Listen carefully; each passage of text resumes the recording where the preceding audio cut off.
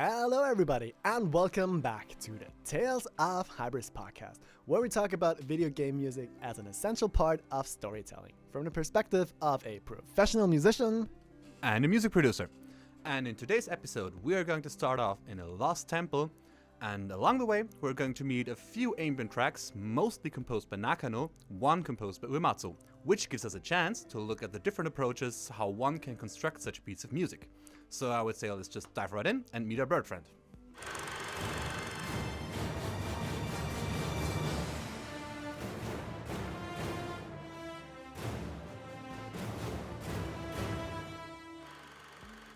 In the last episode, we went up to the end of Xanarkand, basically.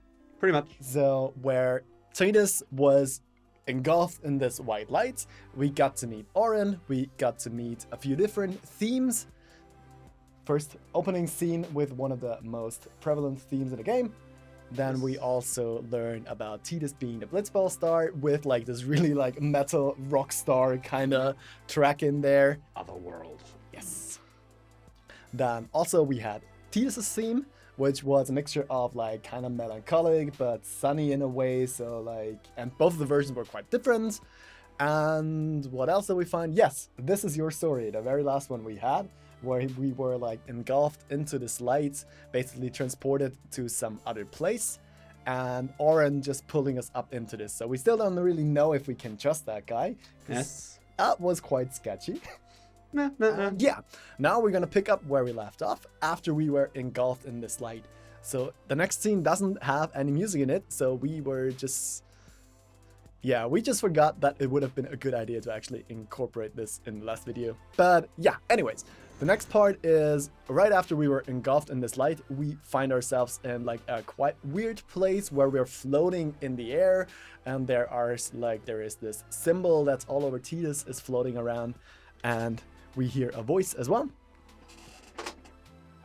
And yeah, so let's just go into the scene real quick and see what happens there, because there's not too much to talk about there, and then we move on to the next area.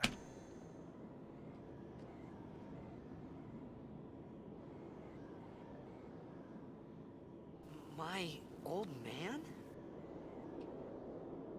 So we saw this light, we can see like the beautiful scenery of Xanarkand, but kind of dull and dark this time. The burning thing that was the symbol he wears around his neck. I thought Yes. about a lot of things. It is.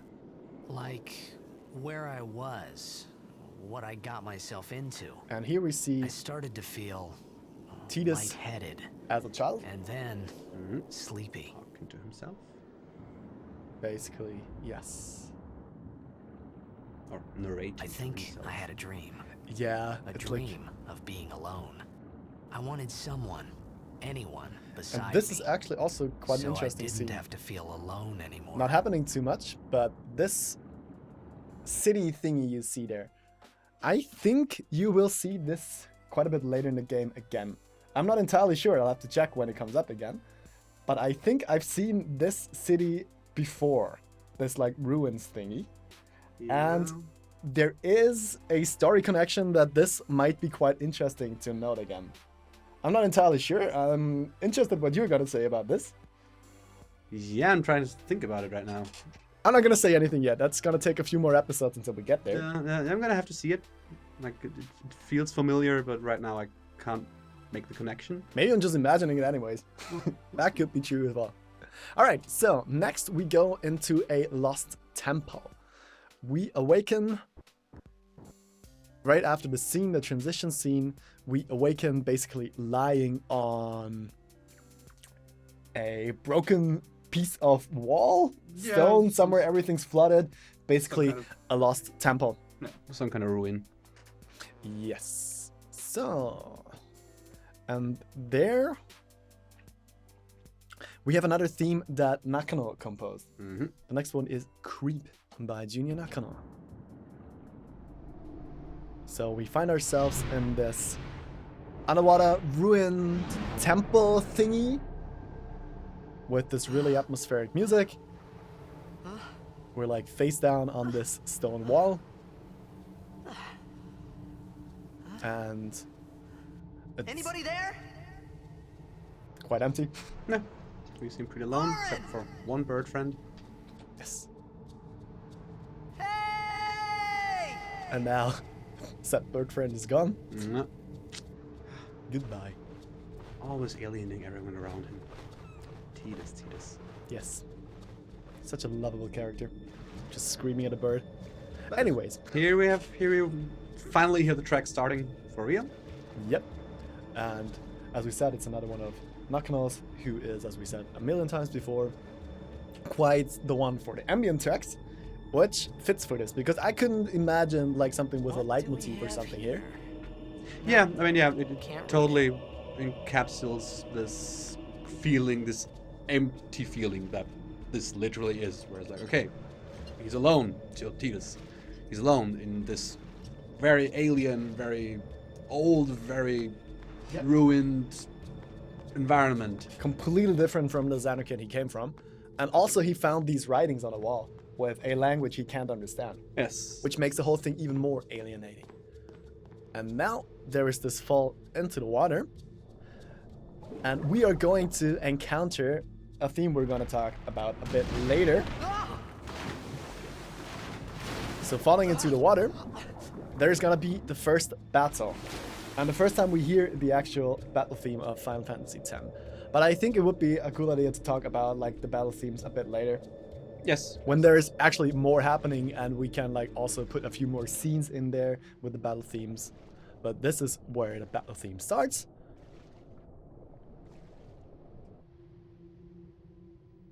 One thing maybe I just wanted to add, let's go through the battle theme, or then I want to say something to Creed. Okay. Again. Now, well, if you want to say something about Creed, I just... Let's go through the battle, let's say. Okay. So we have these most dangerous fish, and actually... You can see that Tidus can breathe underwater, kind of, or at least be underwater for quite an extended period of time, and also can fight underwater. Yeah. Which is something important to know, since there are not a lot of characters who can actually fight underwater. No, it's 3, right? Yes, there's 3. And now the fish are gone. And the first boss battle theme starts, which is another one I think we'll talk about later a bit. Yeah. I mean, we can talk a little bit about here. I mean, it comes up again in a bit anyways. True. So I'd say let's just talk about the battle theme the next time the battle theme starts again. So basically we have this monster in front of us, which looks quite brutal and actually quite an interesting design, with like these glowing tentacles and like the spear hands and everything, and like this open rib cage. Yeah, with nothing in it. With nothing in it, true. And yeah, there's a reason why there's nothing in there, but we will encounter this later in the game again. I mean, that's not a spoiler. Not really. Especially since it's optional content. It's optional content, right? And I mean, you can also see that Tidus is quite the fast swimmer, because he's like faster than a marine creature. Yeah. And we can barely escape it, like barely. Which is actually a really cool scene. It's so well done with like the slow motion and stuff as well. I really like that. Absolutely. Alright, so you wanted to say something about Creep? Yes. Just The next one starts right there. yeah. So it's just what I really like about this is that basically it really doubles down on this feeling of emptiness, loneliness, I guess, by really not giving you a clearly defined tonality. Yeah. It's like it is an amodal, I would say in general. Like modal means that it stays not in like one tonality, but on basically one chord. Like you can say something is in A minor, but that doesn't mean that it's amodal, because if it's in A minor, then we can still have like first step, third step, fourth step, all the chords that can happen within a tonality. And if a piece is in modal, then we say, okay, what's underneath it is basically just this chord. This can switch around in one piece where it's like jazz standards. There's a modal jazz standards where it's like the A part is fully in D modal, for example, and then the B part is in, I don't know, G or whatever. And then it goes back to D. So it's like basically the whole piece is only 2 chords. Interesting. I see. That's when you talk about modal, because modal is connected to the church tonalities, like with Phrygian, Mixolydian, and so on. Those are called the modes. And so modal is like play in one mode. Like often if a piece isn't like a modal, like a D modal, you can play over it basically in, the chord can be clear, whether it's like minor or major. And often if you say it's like minor, then you often assume, for example, if you want to play over it, you assume the second mode, which is Dorian, which is, the modes basically work like that. If you have your C major scale, you then, exactly. Yay. You then can stay, like keep all the notes the same from C to C that you use in C major. So basically the white things on the claviature. And then you just start playing the C major scale on D and play from D to D, but change none of the notes. It still stays the same. That would be the second mode, Dorian. Like the special thing about that is that you have like that's the B is the special note, because usually if you play D minor, you would have the B flat, and here you have like the small sixths. Play the scale with the B flat. That's like usually a minor. That's your normal minor, and the Dorian. Everything else is the same, and all the modes have their like central key notes that where you can identify them. Like this has to be Dorian, Phrygian, whatever. It comes along. So yeah, a little bit of a tangent, but that's usually how I think about pieces being in modes or being a modal piece. So basically you hear there's a root chord, basically you could say, like a main chord, and then you hear where the scale would start, and this is basically how you hear the beginning of the, like which mode it's in, you hear from basically. Yeah. Where you would start the scale. Yeah, I mean often it can be like if it's like a piece is in D modal and very much wants to emphasize the Dorian mode, then you can have the 6 in the chord. That one you can play like instead of a 7, you can play a 6th. That very much indicates, okay, this is meant to sound Dorian because you even have it in the chord. Makes sense. Sometimes it's only just that, or even just the triad, not the 4th. Then you basically, if you're going into jazz improvisation, then you can go wild with like trying to, okay, well, how does it sound if you play like a G major scale over that D minor or whatever? And you try to get more creative with that. But that goes way off what I want to talk about in Creep. That's not the first time. Like what I like in Creep is, yeah, that it stays in this A modal and has sometimes these there can be the synth pads in the background, which to me at least I thought have like these, I don't know how well you hear them in the gameplay footage. Let's go to Q&A then. Remake version or original version? Original version from me, please. Yes. Like the whole beginning, yeah. The only thing you hear there is like, it's your A. That's already there as a pedal tone underneath it. Just keeps going. At the same time, we have also something you noted very prominent, like the high string note that's just laying on top of it all the time. Yeah. Also an A in that case. So for now, we have only that low and that high A. Then we have also the sounds that you like so much, the breathy, inhaley sounds. Oh yes. Somewhat sound like a breathing mask. Fucking love that. So it really just, stays on that. Yeah, we should restart this. So let's try this a third time. After this time, error in front of keyboard from my side. We're gonna try this again, and this time I hope everything's recording. It looks like it is. So, yeah. Anyways, we were talking about creep, and you were talking about like what these drone notes mean, and like because there is the low A in there, and also a high A note, and how this all goes together with what the track might have from a like theory perspective in a way. Yes. So basically, what the track is a modal track, which means that it only operates on one chord. In this case, A, which means that we don't operate in the tonality of A, which could like mean all the different steps of the scale built up as chords as your songs usually are. Mm-hmm. If your song's in C major, then you have your E major, E minor, and your F major, and all that in there, still called in C.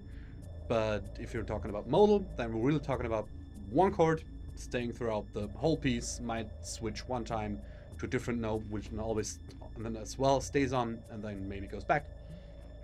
But yeah, in general, that piece would be called amodal, I would say. So basically, it means just no chord changes, staying on one chord. Might have a tonality, so might have something that go with the chord, but stay on this one chord and don't change. Yes, exactly. All right, So I'm learning something. Yes, so in this case, that's something that Nakano does often. There's like these drone nodes, pedal That makes nodes, sense.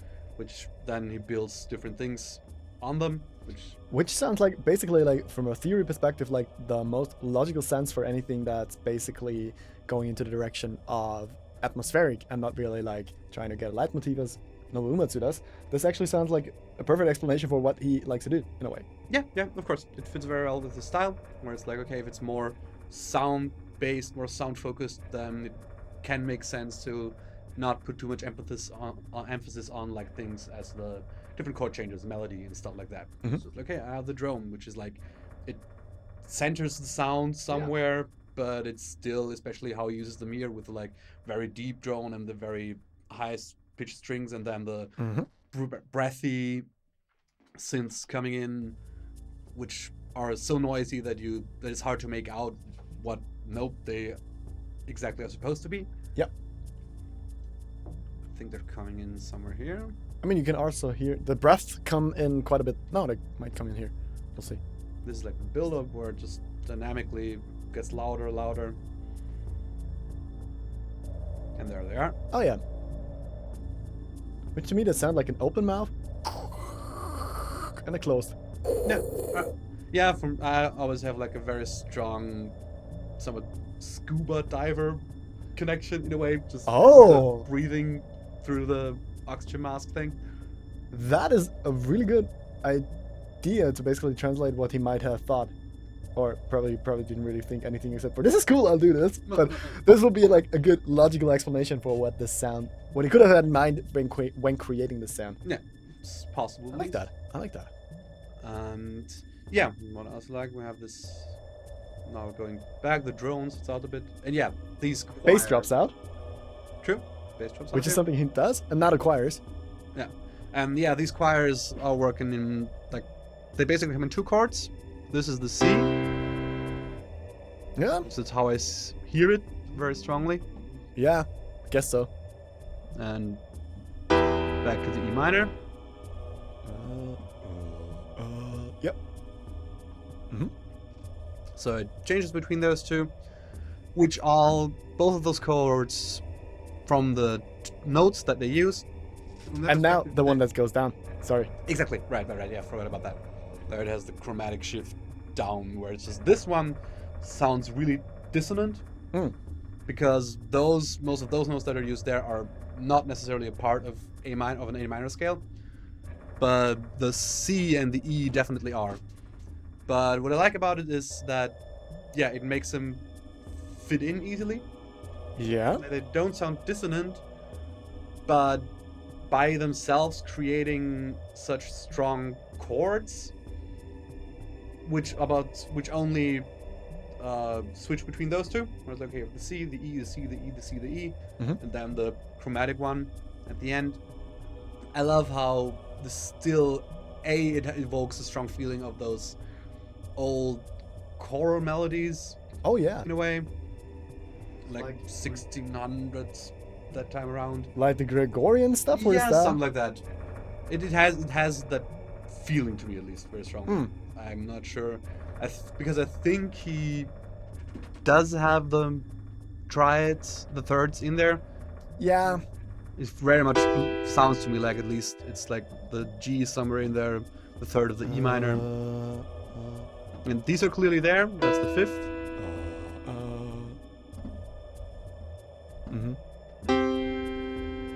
And if you play them like this, like shifting from the one chord, like from the A to the C, like the quick shift, that actually sounds even. So I like that. I can't fully say whether the G is really in there. Yeah, I'm But also it's not hard sure. to tell. Was it? Like, is it that sound? I think Or it is might just be. that sound. I think we might be interpreting the third in there. Yeah. Because it does sound so open. Yeah. It doesn't really sound. Yeah.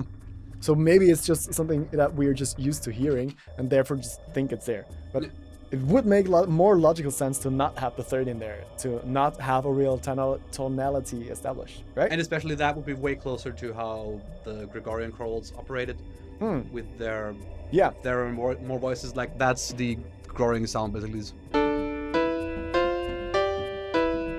Yes. There's always those parallel fifths. Power chords. Basically, yes. The medieval power chords. The oldest version of the power chord.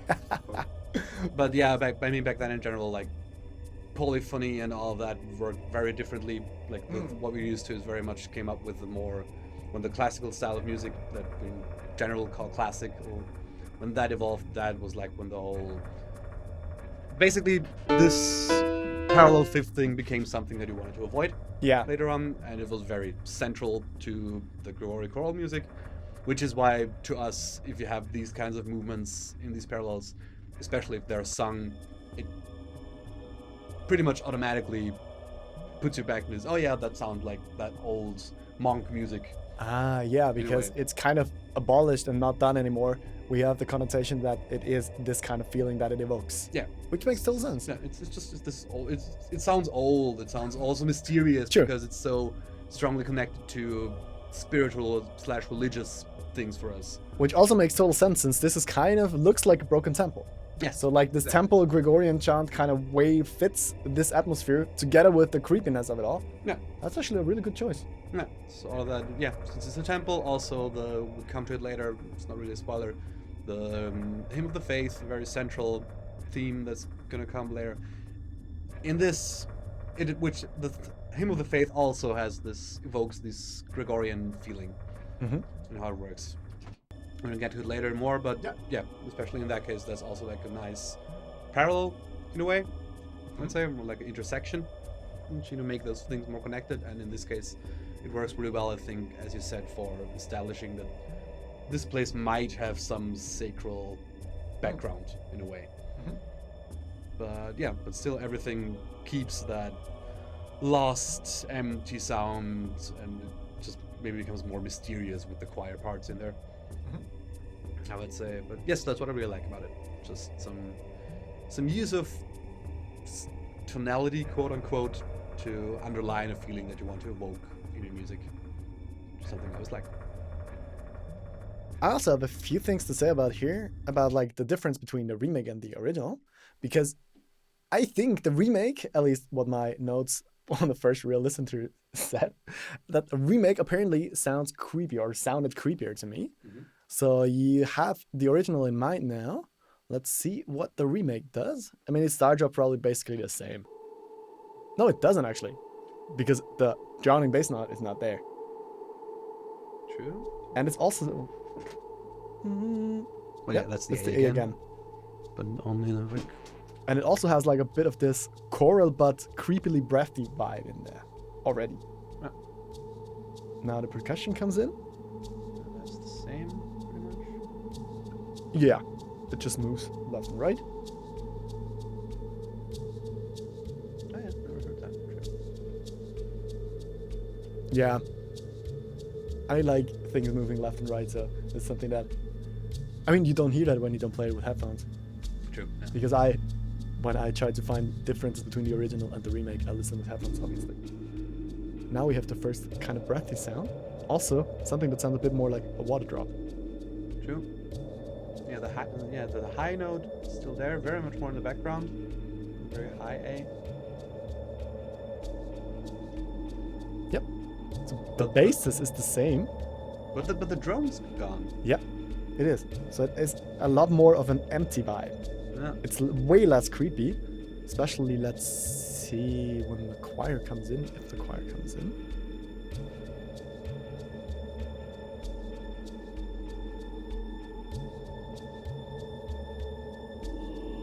Yep, choir comes in. It's different though. It is, and it's only one note, isn't it? Yeah, that's only the B.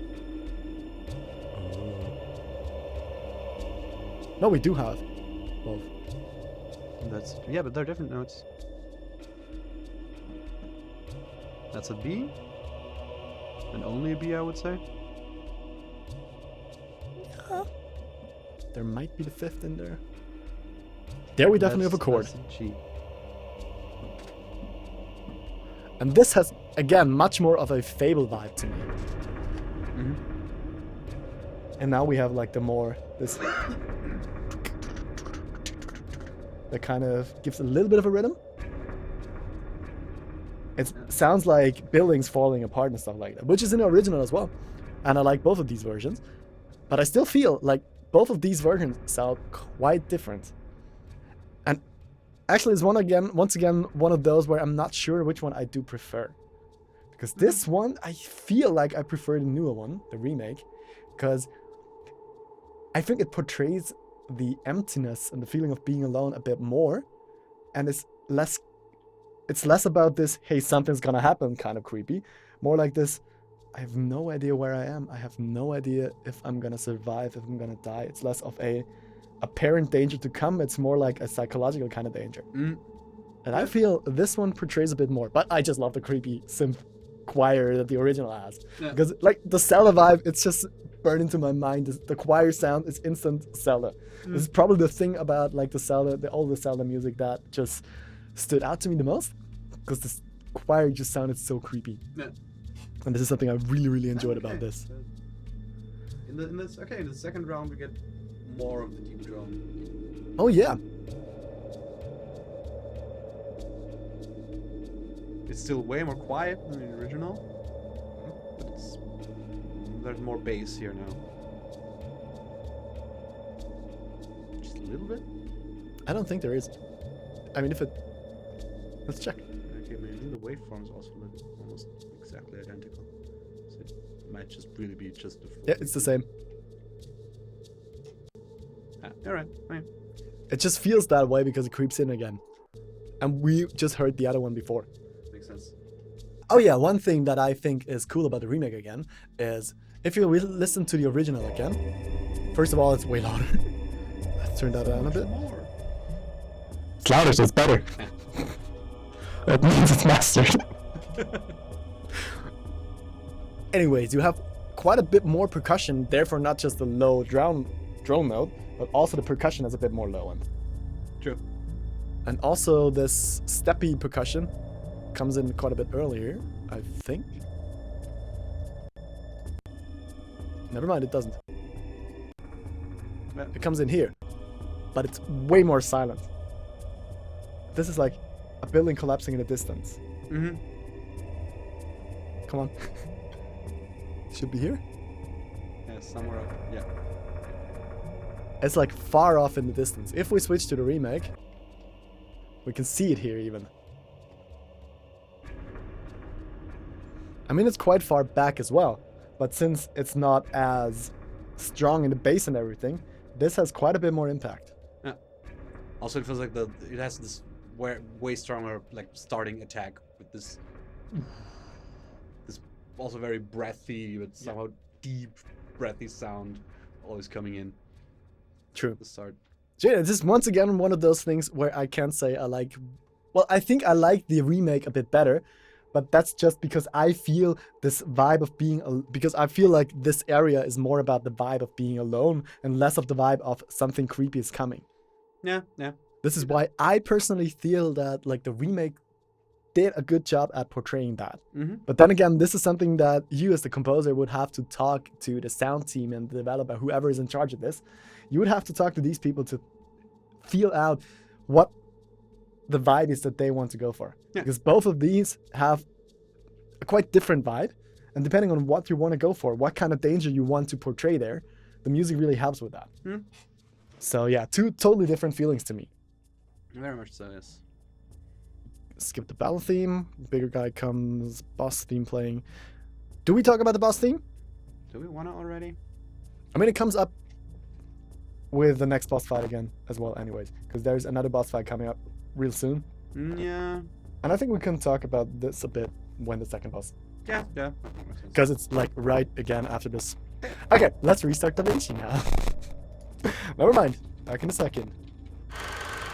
The boss itself is kind of easy because it only takes away half of your health point all the time. Yeah. If you start to realize this, it's actually an easy fight.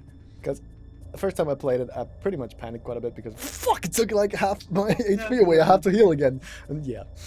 So this boss actually can't even kill you. Is that? I mean, it could kill you if it attacks you 158 times or something. I don't know. Because it always halves your HP with each attack. So technically, if you have 2 HP left, it attacks you once more. You have 1 HP left, and if it attacks you once more, it probably will kill you. I think you're just set to 1. So it does 0 damage? I think it's. I've never seen anything do 0 damage in Final Fantasy X. But I might be mistaken. I'm not sure at the moment. I've never tested this. Yeah, me neither. I mean, I've never been killed by like gravity magic in this game. Yeah, same. Except for I think like one of the final bosses can actually like one-hit you if you're not careful. But whatever. Possible. I mean, yeah, there like especially of the optional ones, there are quite a few that do crazy things. I've never done the optional ones. Except well, I think I've killed one of the dark optional ones. Really? But only because I went back to this place and was like, I need to. There's certain things you can find there. Yeah. I mean, it's in one of the islands we are going to visit anyway. This is such a tangent again. I'm gonna cut this out anyways, I guess. But yeah, I think I killed like the dark version of one of the first things that can be dark. Let's put it that way. I mean, that would be pretty insane actually, because they're insanely strong. Yeah, it was. Like, but you'd have to have been like over leveled as fuck. Yeah, no, it wasn't. I was. How did you beat it then? I panicked. It was like, all right, I really need to find this, and I probably haven't saved for a long while because, like, yeah, I'm just going back. I'm overpowered anyways, and boom, that's there. All right, fuck. You know what? I got Yojimbo. I'll just give him everything I have, and then Zamato it, and okay. down and like, okay, that can work. Nice. Because I didn't even know about that. Actually, I think only in this playthrough I found all the dark secret bosses. Yeah, I mean, they're also not in every version of the game. You'd have to like only the international version. Yeah, true. Has them. I think the PlayStation 2 back then, the original version you had, which we played it when we were kids, didn't have those. I think they were originally only the Japanese version, and then which would make sense. An international version came out, and that had like all the optional content. I don't think the first English releases even had that kind of late game, or at least not the dark thingies you can encounter. But yeah, basically they're insanely strong. Like I don't know. I think they already go into the millions of hit points. Wouldn't like surprise me.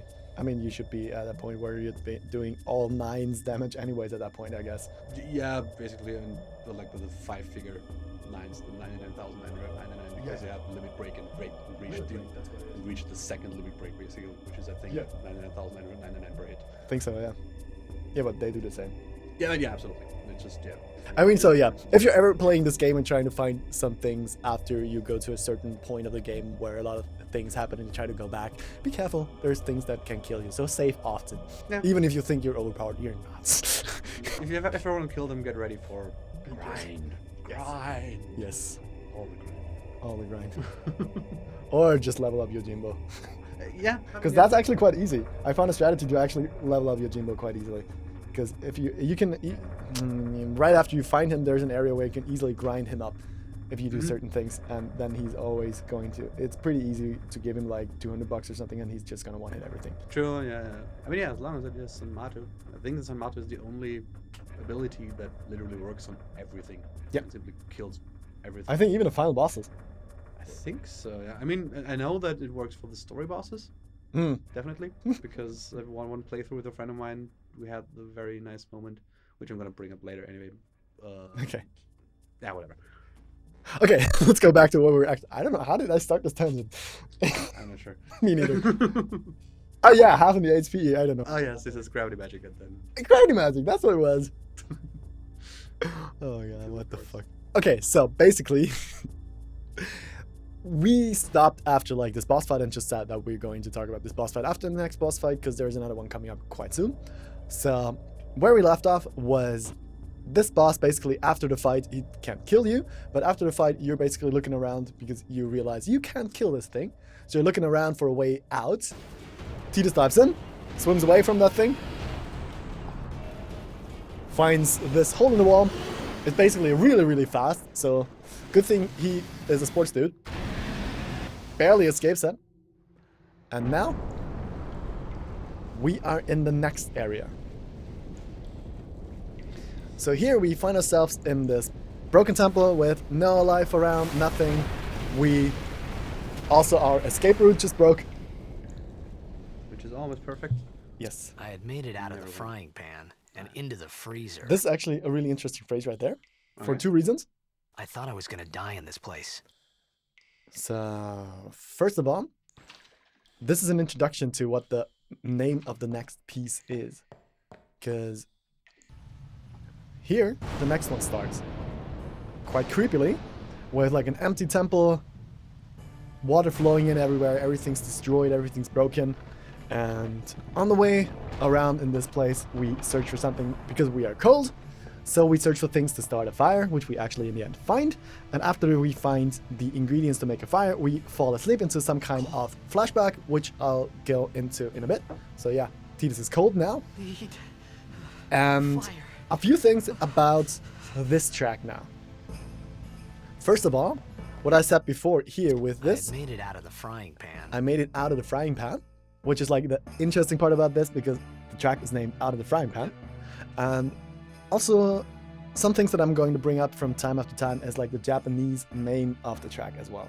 Because here, also the Japanese one might be a mixture of like the more interesting choice for several reasons. Because the Japanese version of this is called Yume mo Kibou mo arimasen, which basically means no hopes or dreams. And what he says instead of like I made it out of the frying pan into the freezer, the Japanese version, he says something along the lines of, this feels like a place with no hopes or dreams. And something else after that that I didn't note. But this has such a different vibe than, because he says, I thought I was gonna die in this place, which is something that he doesn't really mention in the Japanese version. He just says that it feels like a place with no hopes or dreams. Which again, kinda going back to the track we had before, to Creep, which would kinda fit the vibe of like the remade version a bit better again. Which doesn't really make too much sense since this is actually about the next track. But yeah, just I think that was an interesting little tidbit to note there. Mm-hmm. The Japanese names sometimes are a little bit different. Sometimes they're basically the same, just worded differently. But I thought it was just a little thing because I mean, Otherworld is called Otherworld in Japanese, just like in Jinglish.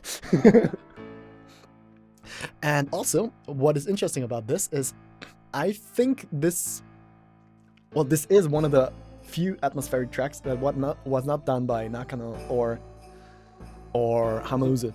It was done by Uematsu, which surprised me because not looking through it, this would have been instantly like a Nakano track for me. But it does have quite a bit more focus on the melody and everything. Yes, very much so. I'd say let's switch over. We want to go to like basically talking about the track in Cubase. Might be easier to talk about the track in Cubase, I think. I think so too. Alright, so next track, I also had a few notes apparently here. Alright. Oh no, that's Battle Track. Victory, also like the Victory theme and the Game Over theme. These are also tracks that would be able to play. No, the Victory theme also already like comes a bit later. Never mind. Under the frying pan. Those three come up throughout the whole game. Basically, you can talk about them at any point. True. You can lose at any point. You're gonna win a lot. But you can't lose. But you can't lose this fight, so you can come up here. I mean, technically you probably could. Too many tangents. Anyway, so Out of the Frying Pan. Do you want to start? Yes. So as you already said, what I really like about that one is you get the feeling of it's either maybe a Hamauzu or a Nakano track.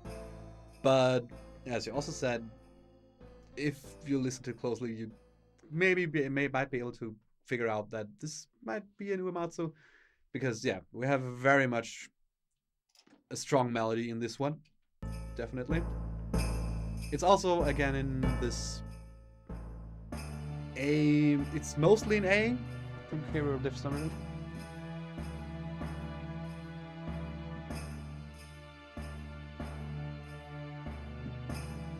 Mhm. And here, and then we're going back to the A. But And there's there we also have this basically like this is also a little bit of a melody, but this doesn't really sound too Uematsu for me. No. But the next string kinda. yeah, because that's what I would say. That's a very strong melody, definitely. It is, yeah. And it's also I like how there's definitely he has a stronger chord That too. movement. Yeah, you have these things. Yeah. Okay, to this. Yeah, so these are like when the melody, when that melody is there, the synth melody, Yep. he has pretty strong implied / played out chords, which are all over A. Basically, you always have the pedal notes. You always that's always gonna stay. That's always there. Yep. But he starts with like this is the. And that's the interesting one. Can we pause there for a minute? Yes, of course. That's all I like. So what we start with is basically okay, you have the A all the time underneath it. Then we start when the melody comes. Do you need the low keys? A little bit of them. Otherwise it's gonna sound weird. Yes. Editing magic. So that's the start of the melody. We start in the bass. You always can imagine Yeah, the pedaling one goes through all the time. Yep. And then, but in the chords that are underneath it are like, okay, we start with the A minor. And then comes the first one that's interesting, because the melody goes to the F sharp, which is usually not part of the A minor scale if you play normally, because you only use the white notes, so it's... All right. We have the F. Because A minor is the parallel minor of C major. Yes. I learned that last Exactly. week. And what I like about it is that here we have this F sharp, which is again the 13, Yeah. or the 6th to the A. So we have basically, we're again in this Dorian mode kind of thing, as we were with Creep, in a way, where we have instead of, we have the...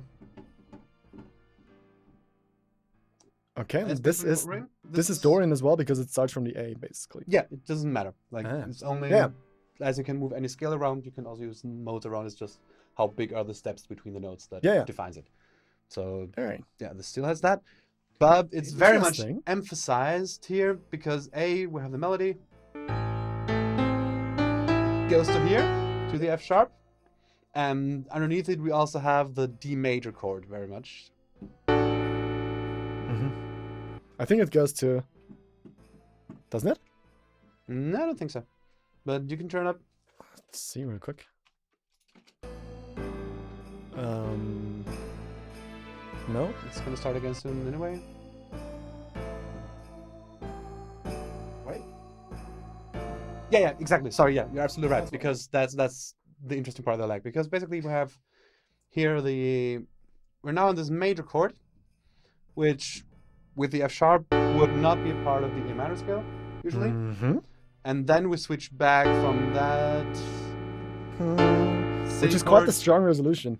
Yes, I mean, that's something that's, I don't know, one of the most famous examples, and there's a lot of them, but one that many people have in mind, I think, would be the chord change in Creep by Radiohead. By Nakano. Where in Radiohead, it's like you have the one here before, good look in the eye.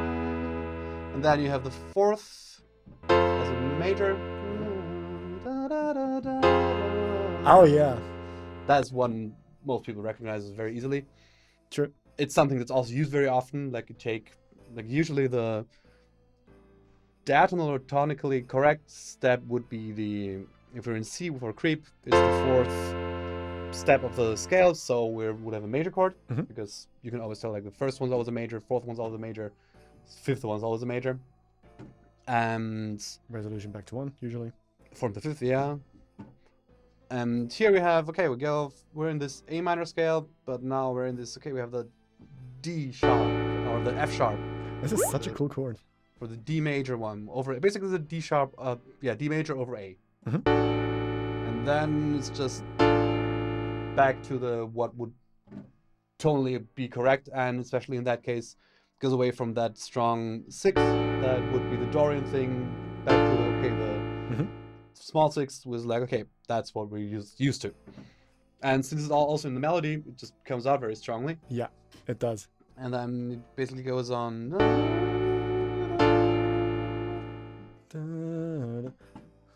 And then we have another one which I like, where it goes to the F major. Oh yeah.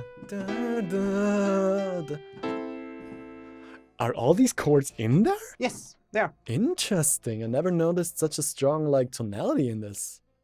In like the harmony, basically. With the bells. True.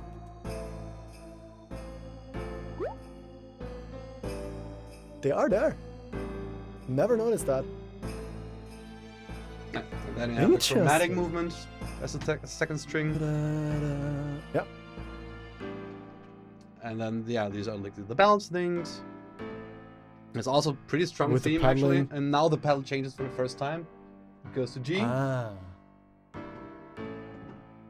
And back to A. Yep. So basically you can pause there for a minute as well. That's like, it's very simple. It stays on the A as it does throughout the whole track in the bottom. And then you have basically, there's also strong implied chords there, which I'm not sure they're fully played out, but it very much sounds like with the top note there, so that. Then to that one, which would be the E minor, and then back to the A. Which is like, the melody basically is just along the root notes of the chords that are heavily implied, but they are heavily implied. Yeah. So and then you have to shift down to what the first time the pedal note changes to the G, and basically the same chords are played over it. We have that again, the G major. No, that's what I like. Then the second time over the G, it goes from the G major. You have the minor chord there. Which is where in the track? Second time it repeats? Yes, exactly. Like if you go to the same starting chord we just been. That's not there. This is normal melody. Yeah, we had those. And now I think there's the... That's a chromatic string down. yeah, right. Da, da, da. Just half steps down, basically. Here we are. Chromatic means.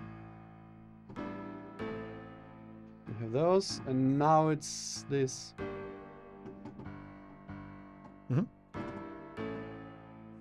So that's basically the only thing that changes, and then we keep on the A pedal, and I think that's where it just repeats, pretty much. Yep. But yeah, even when he works within this frame of, okay, it's more the atmospheric sound side is still way more, but it's still gonna have like my chord progressions and my strong melodies, because all of those are very recognizable. It's easy to, okay, the chromatic one might not be as melodious or as much as a melody. Yeah. But everything, like the bell thing is very strong. I think that synth melody is very strong. Especially with the sound as well. It's another one of these kind of breathy sounding, but different again. So yeah, he definitely has more of there's still more clear motifs in there. That's true. Than where the other ones sometimes feel more like they start a melody and then it just drops out and comes again on another tonal level or whatever. And also like kind of random sounding chords or like more dissonant chords sometimes coming in with Nakano and stuff. Yeah. Which definitely there is nothing that's really dissonant in there except for maybe like these, if you count the chromatic steps that have like a resolution wanting to be like resolved.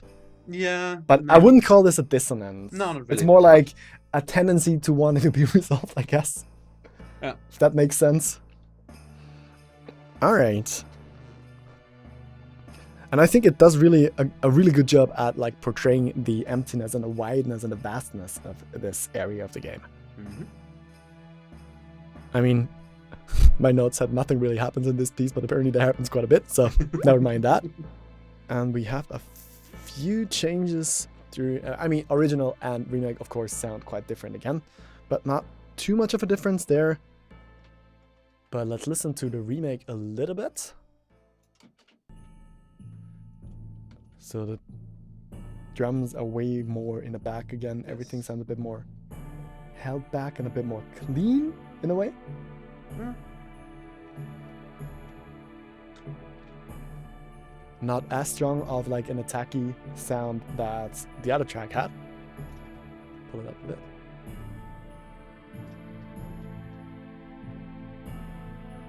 Yeah, also as I think they always do, the strings are just more mellow in their sound, just less in your Definitely. face. Yeah.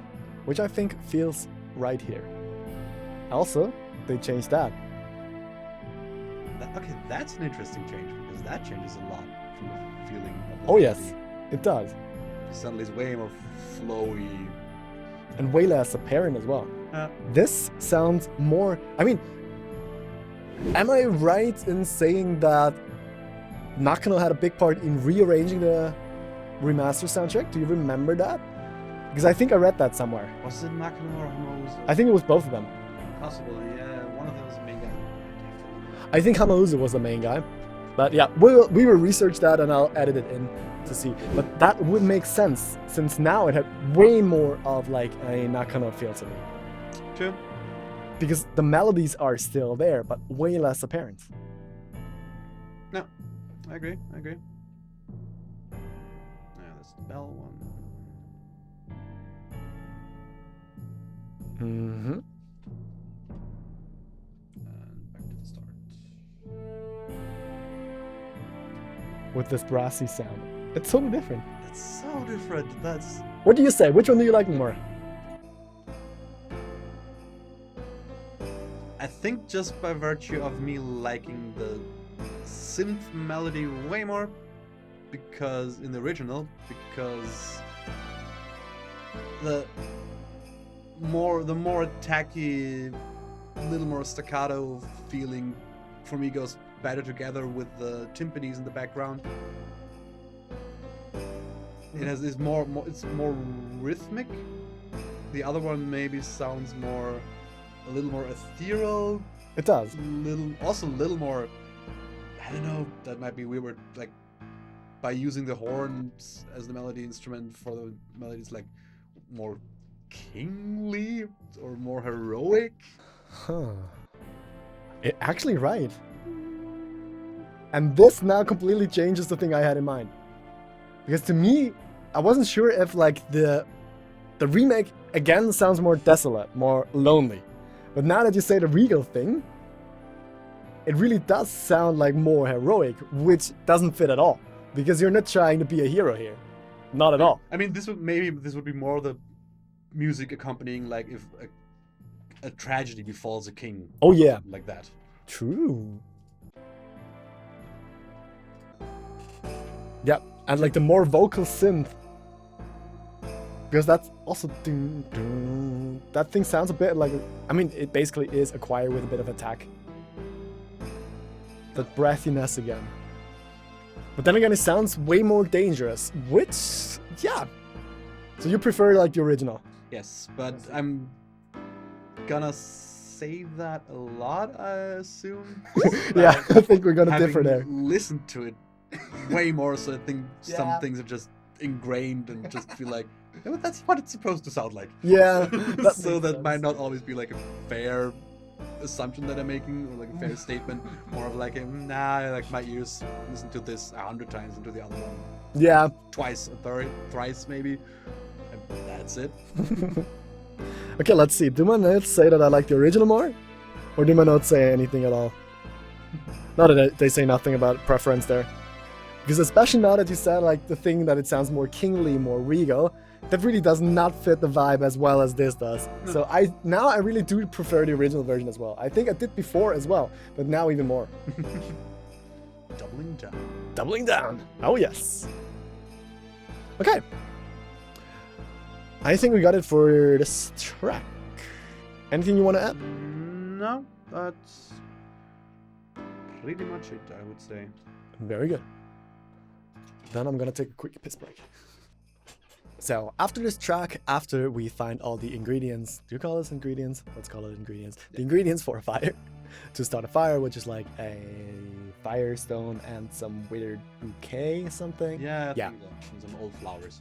Exactly. And he starts fire, then he falls asleep to the fire, and he has a flashback of Auron scolding Tidus for a bad call in Blitzball, and talking about something that had happened 10 years ago. Which, I mean, that already was revealed in the first few minutes of the game. Anyway, so it's about like Jacked. Yes. Because it's like the Jack Memorial Cup that was talked about before. So Jack, his father, disappeared 10 years ago. This is what, and he said he thought he'd be crying. And also there is that pink hooded boy again. Mm-hmm. With, Purple-hooded. yes, I'm bad with colors. My EQs make colors. They color the sound. Alright. So yeah, we are looking for stuff to find. And then here he starts the fire. Which is quite a strong way to start a fire. Yes, that's very The lightning flashy. strike. Alright, so fire.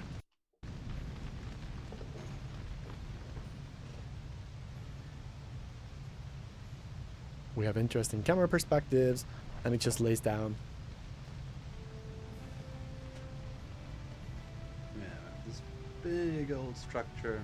Mm-hmm. And these runes, actually, it's another thing that I got from, obviously, State of the Art. These runes actually mean something there, but they're not really like...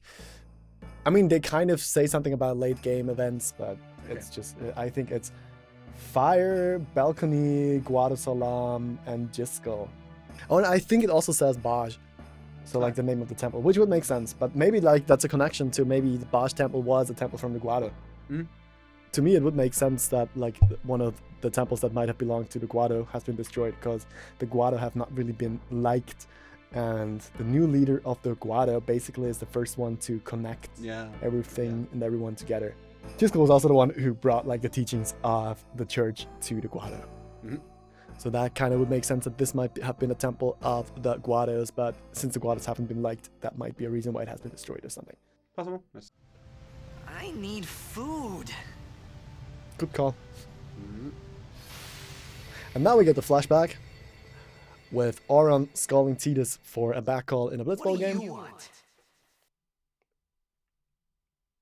It was a bad call. Your team lost because of you. You came to say that? And now the 10 It's years been thing. 10 years. I thought you'd be crying. Who, me? You cried. Mr. Purple Hooded Boy again. And we don't have any music in that flashback, which is kind of interesting. No.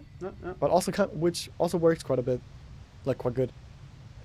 Now we have Tidus in front of the fire. For some reason he sits up now, which never really made much sense. And now we got this pretty cool looking monster running around and attacking us in a bit. Hey, wait! Don't go out on me! Trying to save the fire, because it's basically the only thing we have here. Nah, just hold on. I'll get more wood. Because you had wood in the first place. Never mind. And yeah, we can talk about like this battle theme right there now. Since it's the second time the battle theme comes up, like the boss battles theme.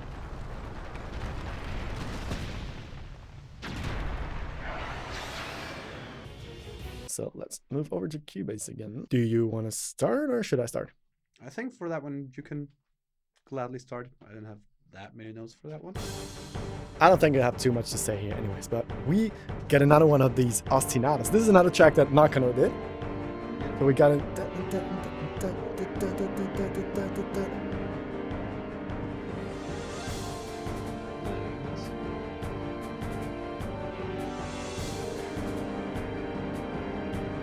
I hear that one. That's the first time.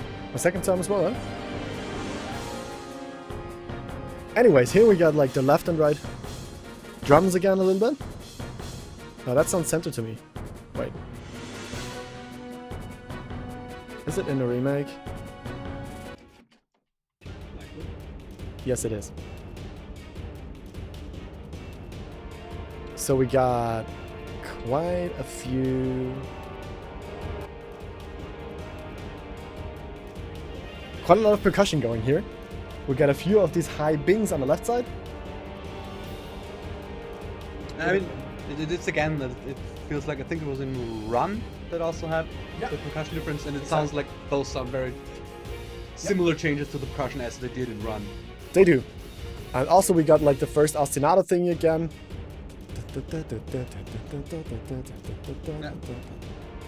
And also a little bit of like a rhythmic, but yeah, I mean the rhythm goes through for a bit, so can't really call that an ostinato. But yeah, here again, it's like you have again this theme, this.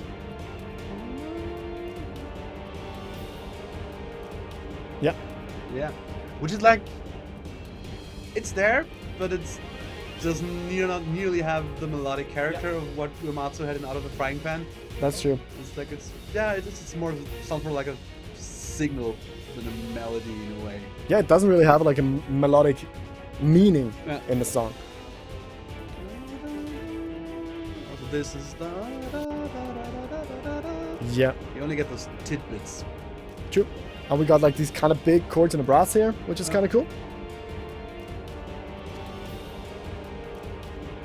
Let's see.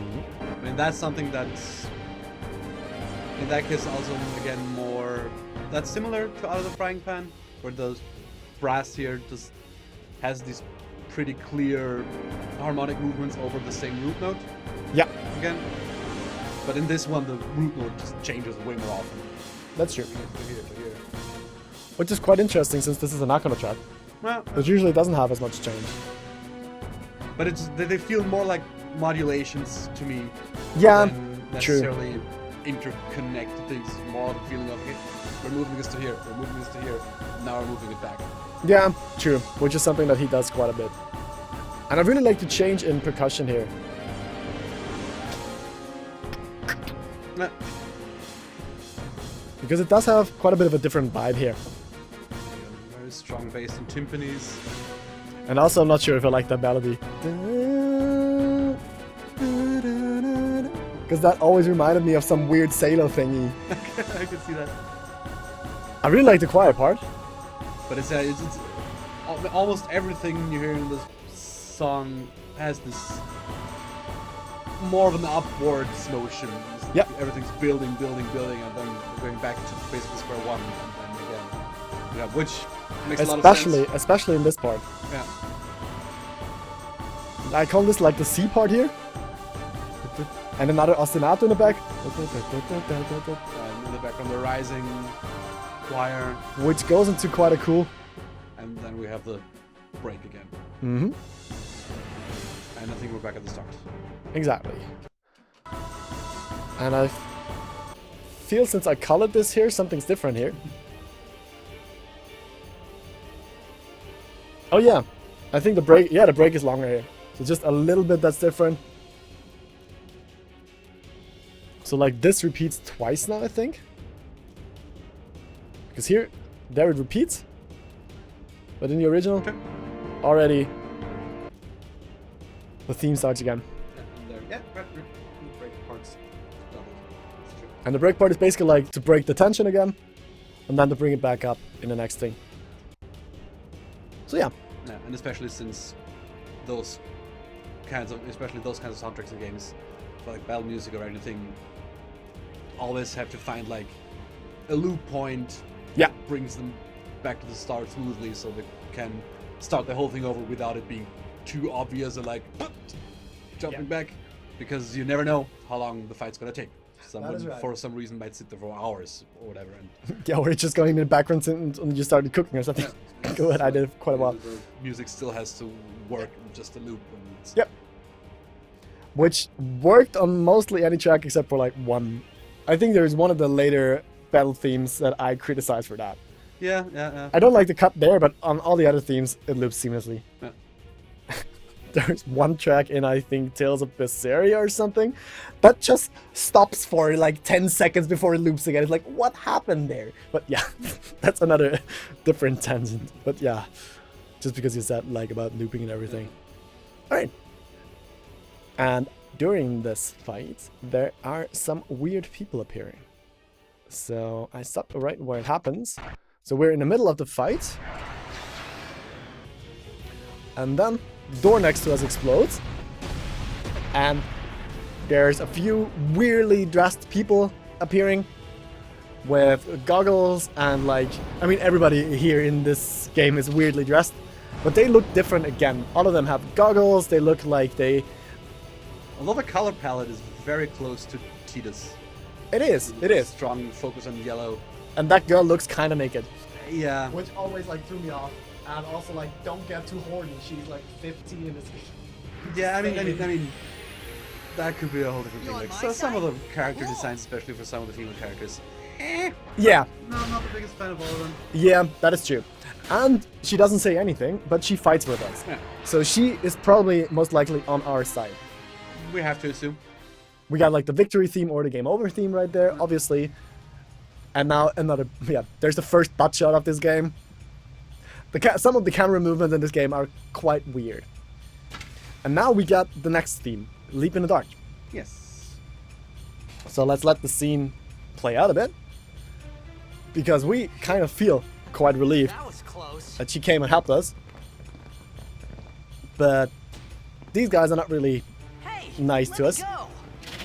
They're pointing their weapons at us and basically like catching us. And they're speaking a weird language, which we don't understand. Or we do in that case. In that case, we do. Yeah, but I think I'll cut that one out. But yes, they're speaking a different language that we have no idea what they're actually talking about. Which must have been quite hard to voice act. Yeah, I'm not actually sure how they did. And now she comes over like she wants to talk to us. And she just says, Kuno, and hits us. And which always felt kind of weird to me as well. Because, I mean, in-game she doesn't really have a lot of strength stats. True. Alright, so basically that's the end of the scene. Where screen goes to black because we basically like faint. Yeah, we fade. We fade away. We fade away. So the track is called Leap in the Dark. The Japanese one has a little bit of a different meaning. It's called Anyaku, which basically just means secret maneuvers. Nice. Which is another thing that might have a story bit more of a story connection than Leap in the Dark, because Leap in the Dark basically says nothing. I mean, the only thing that I always thought is, okay, it's his leap in the, it's Tidus' leap in the dark to Oh, be like, okay, I'm gonna trust these people, or he just has to go with them, basically, where it's just like, yeah, it's just like, okay. I mean, he doesn't necessarily go with them on his own free will, which is another thing, where it's like, yeah, no, they basically somewhat kidnap him, I guess. in a way they do. But they also helped him, and they could just leave him to die. True. But yeah, from my perspective, I don't have a lot to say for that track, because there's not really a lot happening. True. So basically, you have D drone again. It just stays there, and you just have this. That motif that repeats, and that's pretty much everything that's going on in that track. Yes, basically. I do have a few notes on the difference between the original, because I feel, first of all, it's another one from Nakano. And of course, it's percussion focused again, as you could hear. Both the versions are. So if we go and listen to the remake, it already starts with percussion. Both of them do. Less snare based. Mm-hmm. And we have this, one of the key features from Nakano again, the high note. Yep, all the way through, with the drum bass as well. Yeah, both D. And this theme on top. So again, just basically percussion focused with just a few sprinkles in there to basically like make it a bit unsettling. So you just don't know what's really going on here, but there's not too much to say here. And it's just a difference in the percussion. If we listen to the original, it kind of starts off a bit stronger. But that's just the drum sounds. Yeah, it has this like more of a marching character in a way, like a marching drum. And here, especially the drum note is a bit more apparent again. Yeah.